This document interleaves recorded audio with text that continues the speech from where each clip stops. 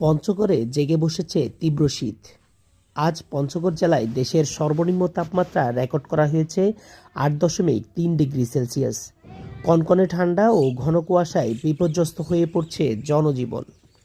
ভোর থেকেই ঘন কুয়াশায় ঢেকে যায় জেলার বিভিন্ন এলাকা। শীতের তীব্রতায় সবচেয়ে বেশি দুর্ভোগে পড়েছেন খেটে খাওয়া মানুষ, নিম্ন আয়ের শ্রমজীবীরা। কনকনে ঠান্ডার কারণে অনেকেই ভোরে কাজে বের হতে পারছে না। প্রয়োজনীয় কাজে বের হওয়া যানবাহনগুলো হেডলাইট জ্বালিয়ে চলাচল করছে। তীব্র শীতের প্রভাবে ক্ষতিগ্রস্ত হচ্ছে বীজতলা সহ বিভিন্ন মৌসুমি ফসল ও গবাদি পশু। শিশু ও বয়স্কদের মধ্যে বাড়ছে শীতজনিত রোগের আশঙ্কা।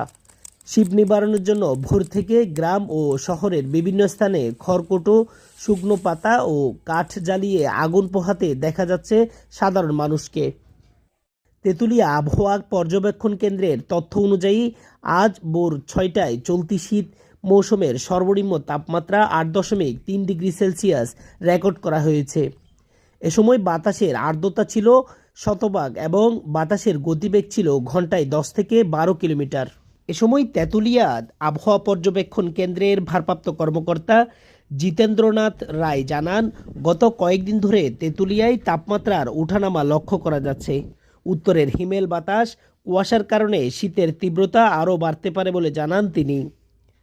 এবিএম সিদ্দিক কাউসার, দেশবার্তা 24, পঞ্চগড়।